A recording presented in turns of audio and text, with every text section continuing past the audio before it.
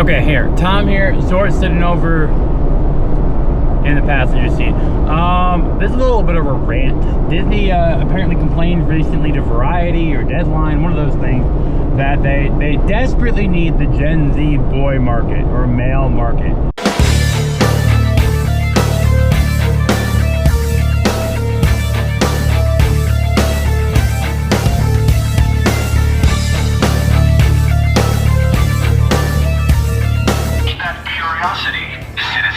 And I will say hubris, and you get what you deserve.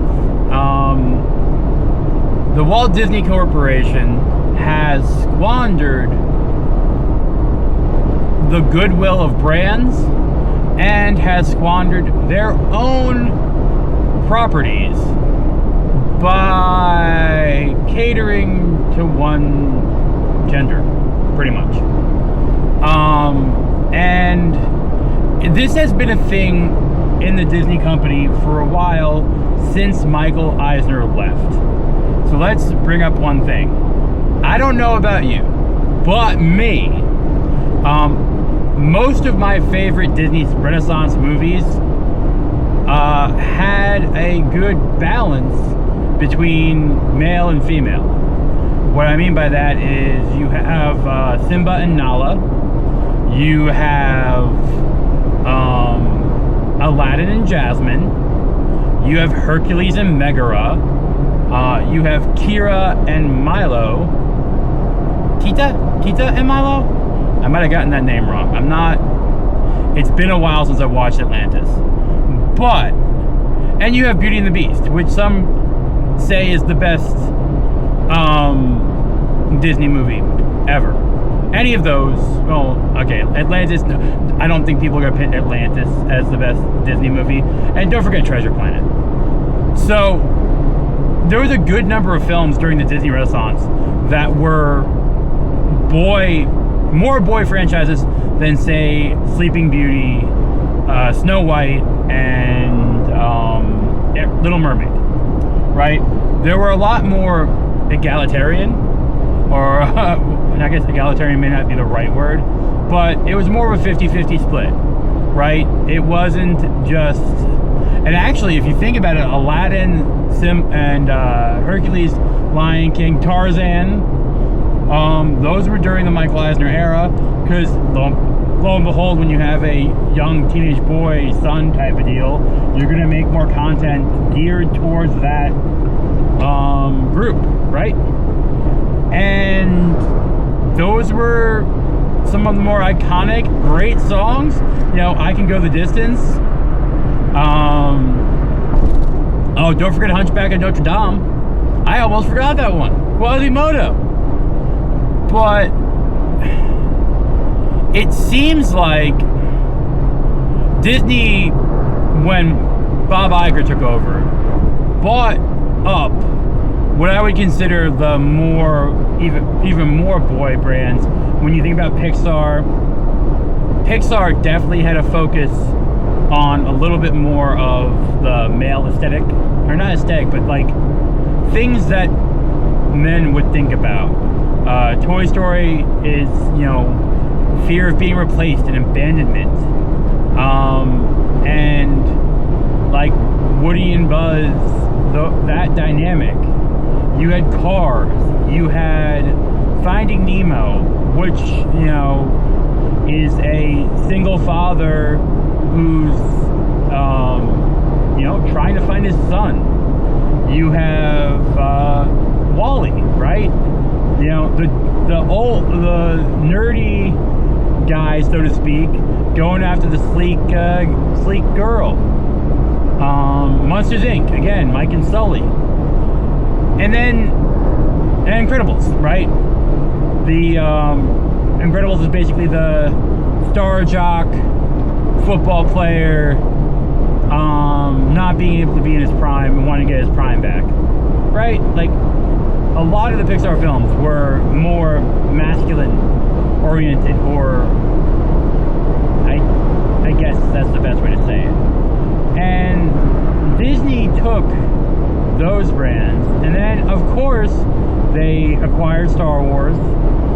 they acquired Muppets, and they acquired Marvel. Now, Star Wars and Marvel had no issue having fans. They had fans for decades. And what does Star Wars do? Now, I do not know if I put the blame on this on Bob Iger or Kathleen Kennedy or both, but they take an established fan base and tell them, oh, all that stuff you read for the past 30 years, this expanded universe stuff, nah, throw it out. Which had a lot of female characters that people love. Mara Jade, for example. And then you take a franchise that even, like George Lucas says, is for boys. It is for 12-year-old boys. This franchise is for 12-year-old boys, and probably 12-year-old boys at heart. And you cast that aside with forces female and ideology. And you destroy a brand. Then you have something that had 10 years of success with multiple billion-dollar movies, and you throw it away in one phase by, I think the wrestling term is jobbing, using established characters to try to prop up characters that most majority of the planet don't have a clue who they are. And they're trying to figure out where the men went. You push them aside, you cast them out. You said, like this or not. Right? You said you didn't want them. Look, dads go to Disney too. Right? Sons watch movies. And it's not that they will watch whatever you put in front of them. Look, Disney, if you're listening, go back to what the 90s were like. It seems like that was a golden era for entertainment, and pretty much a lot of no misses. You've done some decisions out of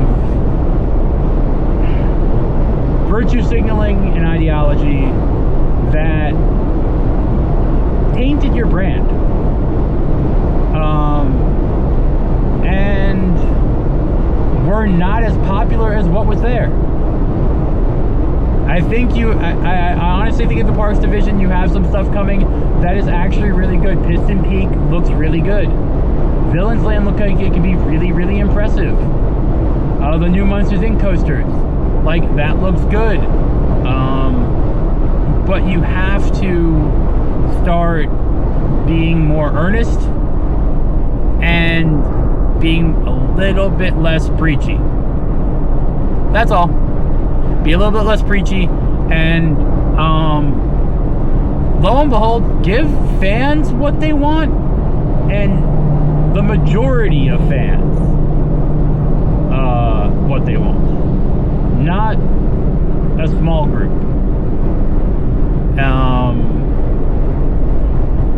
It's just as simple as that. Okay, rant over.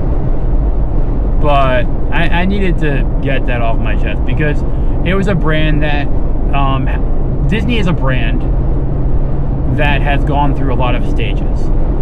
They have had almost corporate takeovers, hostile takeovers, and it's a brand that does represent Americana, just like you would say Ford does, or Jeep, even though Jeep is owned partially by Stellantis now, and that's a European company. Besides the point, it's Disney's more than just a company. You can't say Lionsgate equals, like, what you could say is Universal, 20th Century Fox, and Disney shaped culture with cinema and television for most of time. Most of the time that there was media, those companies have put culture and put things into the zeitgeist, and never a good idea to force something, right? Things need to be organic. And guess what? People can tell when things aren't genuine. People can tell when there's something coming from not the right place. And there's more competition for them now than ever. Look, this is just the rant as I drive into a Disney park. Because there is something that Disney got organically from a lot of people. Memories and nostalgia. I go to Disney because I went there with my family and I went there with people that aren't around anymore. But I can go there, and for the most part, I can remember things. I can go back in time. And maybe it's time for them to do the same thing with their entertainment. Go back in a time. I think there's too much volatility right now in the culture space, and I think it's time for some healing. And time for some simpler times. And I'll admit, I liked Fantastic Four. I even liked Thunderbolts. I liked those two Marvel films. I liked Skeleton Crew for the most part. That was some fun Star Wars. Same with Andor Season 2 for the most part. I am looking forward to Mando and Grogu. I'm going to see how that affects Galaxy's Edge. But I think there needs to be some leveling out.